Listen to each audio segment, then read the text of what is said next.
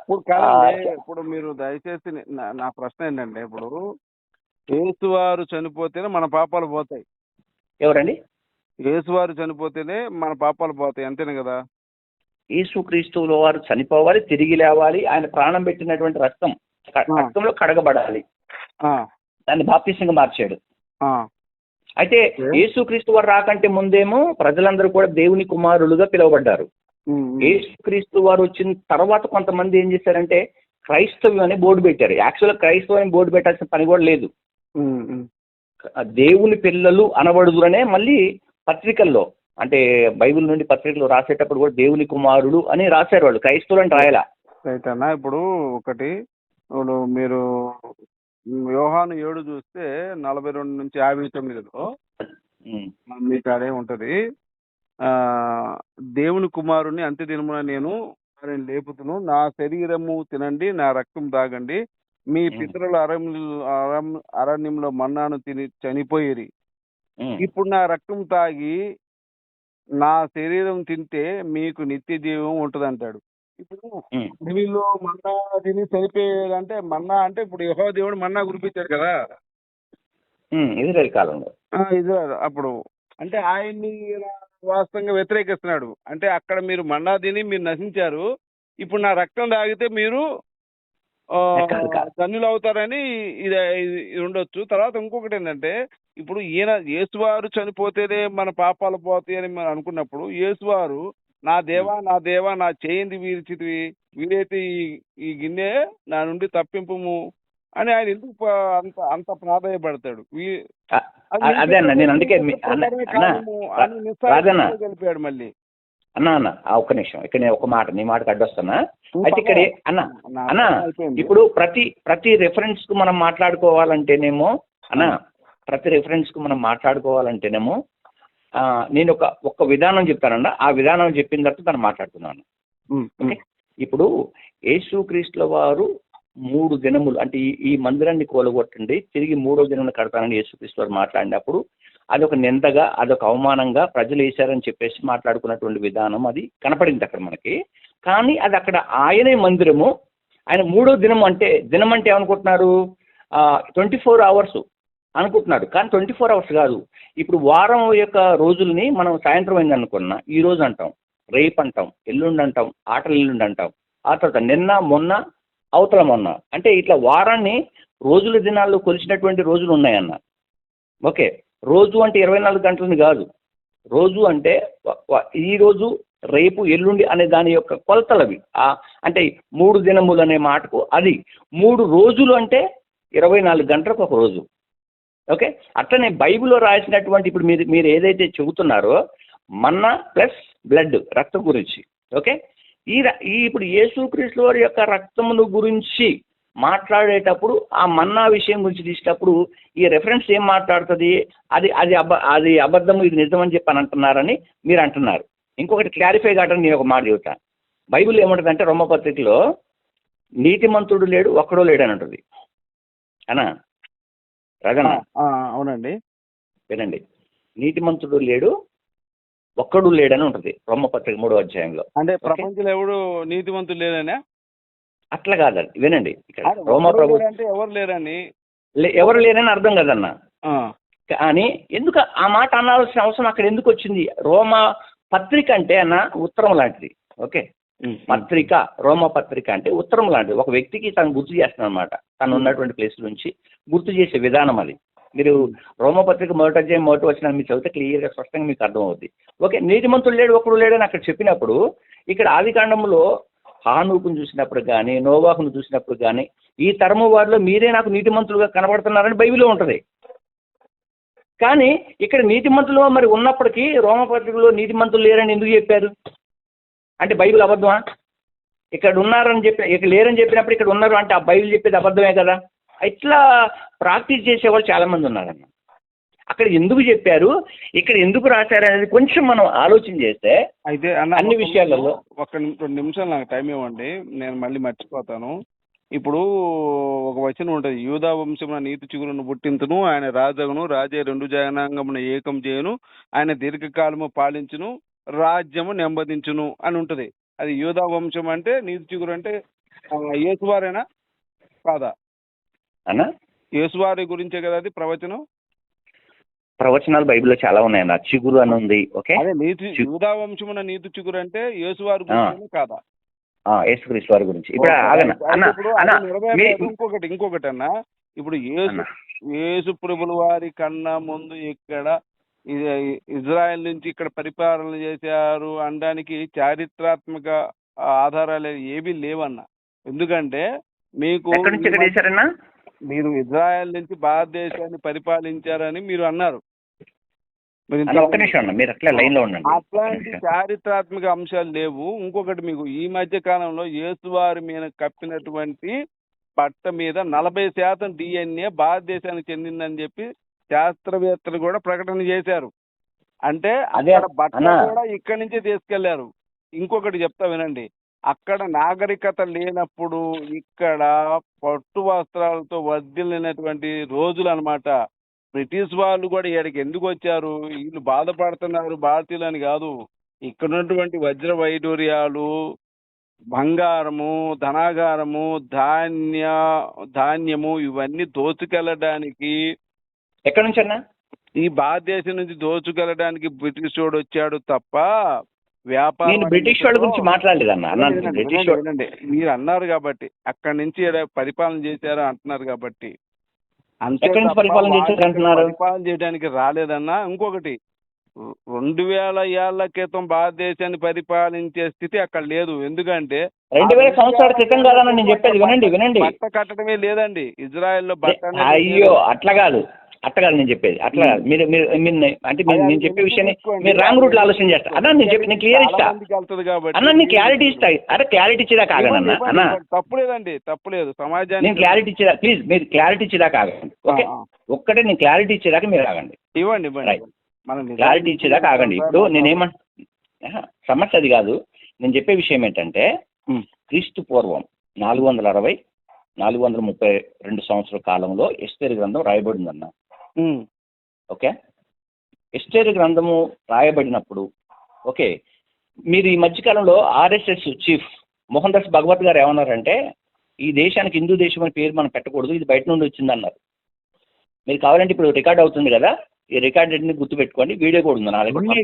ఇది యాక్చువల్గా సనాతన ధర్మం. సనాతనం అంటే ఆది అంతం లేనిది, పురాతనమైంది అని అర్థం. హైందవ ధర్మం అన్న, అది ఎప్పటి నుంచి అందరు చెబుతున్నారన్న, మేము కూడా వింటున్నాం, మాకు కూడా తెలుసు. సనాతనం అంటే ఆది అంతం లేదని. అసలు హిందూ వినండి అన్న వినండి నుంచి తీసుకోబడింది.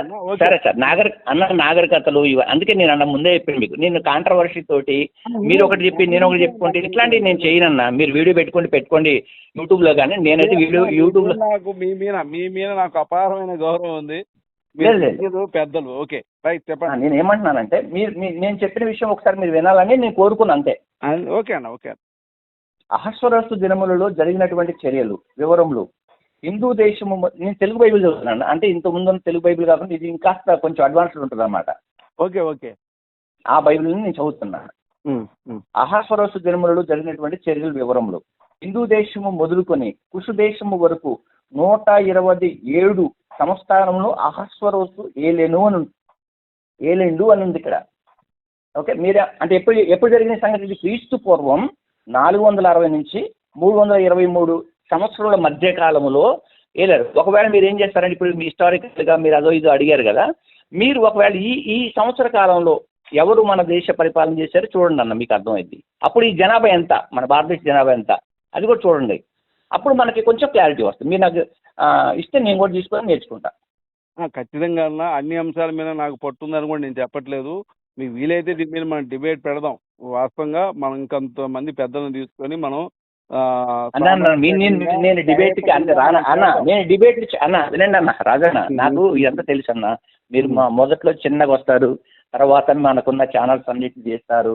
అందులో ఉన్నటువంటి వాళ్ళు చాలా మందితోటి మీరు మాట్లాడటానికి, వాళ్ళు ఒకటి చెప్పి నేను ఒకటి చెప్పి, హిందూ సేన అని, అభినయ సేన అని, ధర్మవర్గం భాస్కరరావు కానీ, అంత మీ కాంట్రవర్సీ అవసరం లేదు, మనమే మాట్లాడుకుందాం. ఎందుకు? హిందూ ఛానల్ కానీ, అమర ప్రసాద్ అన్న కానీ, నాకు అందరూ తెలుసు అన్న.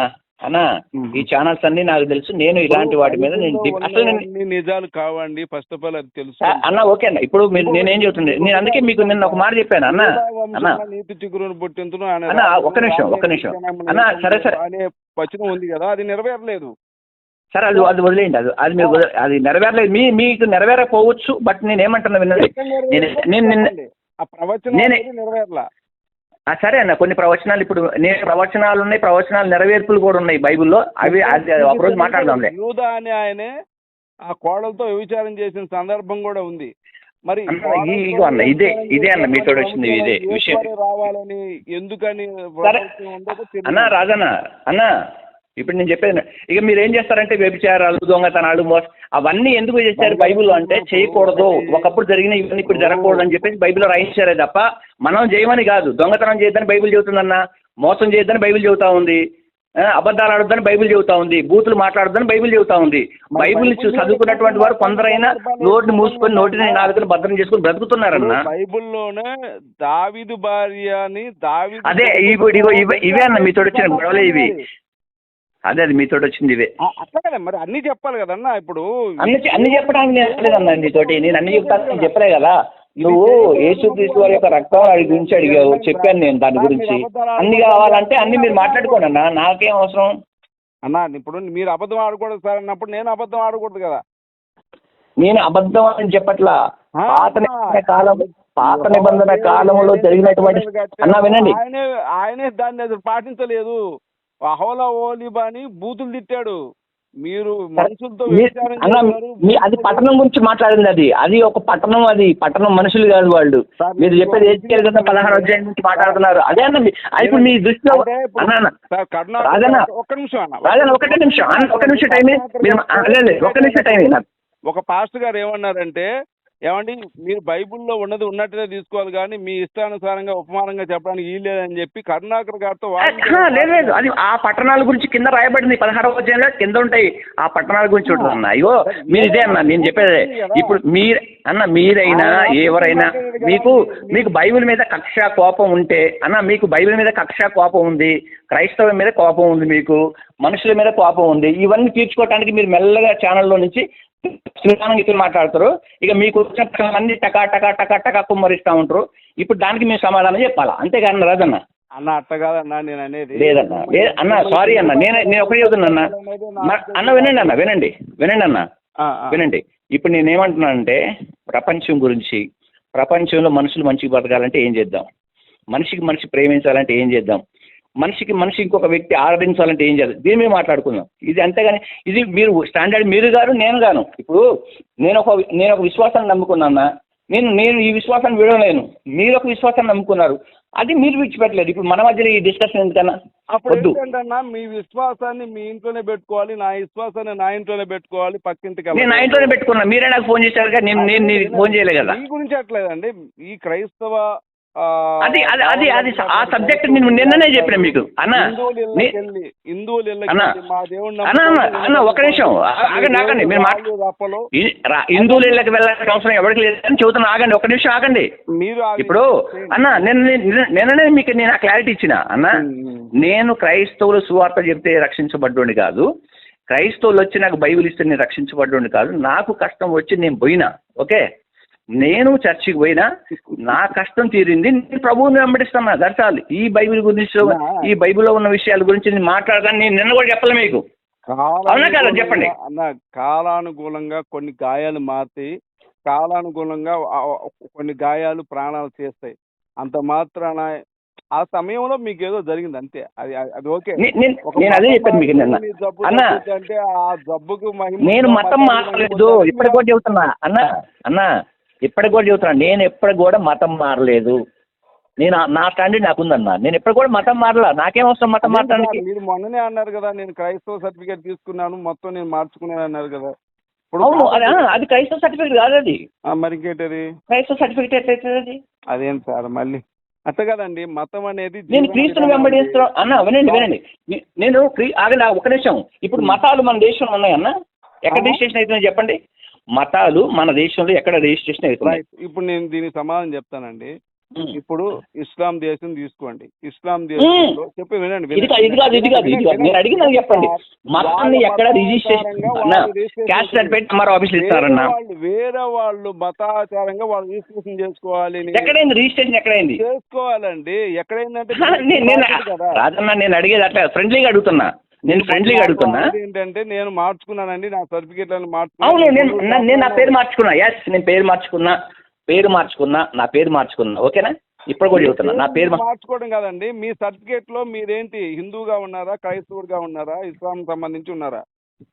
అదే నేను అడుగుతాను. ఇప్పుడు నేను అడిగేది ఏంటంటే, ఒకవేళ ఇస్లాం అయినా, క్రైస్తవైనా, హిందూస్ అయినా ఇది ఎక్కడ రిజిస్ట్రేషన్ అవుతున్నాయి? ఇవి అవ్వాలండి, మీ బాధ్యత కదా. ఇప్పుడు మీరు ఏమంటారు, రిజిస్ట్రేషన్ ఎక్కడైతున్నాయి అన్న? నేను అడిగేది రిజిస్ట్రేషన్ ఎక్కడైతున్నాయి? వెళ్ళాలి, ఏ మతాన్ని స్వీకరించవచ్చు, అన్న గవర్నమెంట్ పెట్టినటువంటి విధానములు హిందూ, ముస్లిం, క్రైస్తవులని పెట్టారు. ఓకేనా? ఇది ఇది ఇది సెక్యులర్ దేశమైనా, హిందూ మెజారిటీ దేశం, ఇది సెక్యులర్ రాజ్యం కూడా కాదు. 1974లో ఇందిరాగాంధీ కుట్రపూరితంగా ఈ సెక్యులర్ అనే పదం చేర్చింది తప్ప ఈ సెక్యులర్ దేశం కాదు. ఇంకొకటి క్రైస్తవ దేశం కూడా కాదు, ఇస్లాం దేశం కాదు. ఎవరన్నారు ఇప్పుడు అవన్నీ? దేశం ఇది హిందూ దేశం అండి. హిందూ దేశం. మీరు కావచ్చన్న, ఇప్పుడు ఎవరు కాదన్నారన్నా? ఇప్పుడు మీరు ఏదైతే మతాచారాన్ని అవలంబిస్తున్నారో, మతం అనేది జీవన విధానం అండి. అది ఓకే. ఇప్పుడు మతానికి డిఫరెన్షియేషన్ చాలా ఉన్నాయి అన్న, విశ్వాసాన్ని కూడా ఉంది. మీరు మారిన తర్వాత దానికి అనుకూలంగా మీరు మీ సర్టిఫికేట్స్ మార్చుకోవాల్సిన బాధ్యత మీకుంది. అది మీ బాధ్యత మీరు నెరవేర్చాలి. ఇంకొకటి, ఇక్కడ మనం తప్పు చేస్తుంది ఏంటంటే, మన దేవునికి కూడా విధేయతగా లేము. ధైర్యంగా నేను క్రైస్తవుని అందరు లేరన్నా. ఇప్పుడు మీరు అందరికి ఆపాదించొద్దు. అది ఇప్పుడు దేవునికి కూడా విధేయతగా లేరని అందరికి ఆపాదించొద్దు. ఉన్నోళ్ళు ఉంటారు. ఇప్పుడు నాలాంటి ఒకడు ఉంటాడు అన్న మాట్లాడతాడు. అన్ని మార్చుకోవటం కాదు, అన్ని విషయాల్లో మాట్లాడటానికి కొంతమంది ఉండొచ్చు, లేకపోవచ్చు. నా విషయం మాట్లాడినప్పుడు నేను మాట్లాడతా. అందరి విషయం ఇప్పుడు దేశంలో ఉన్న వాళ్ళందరి గురించి నువ్వు పట్టించుకోలేవు కదన్నా. దేశంలో చేసే అన్ని విషయాలకి నువ్వు రిప్రజెంట్ కాదు కదా. దీని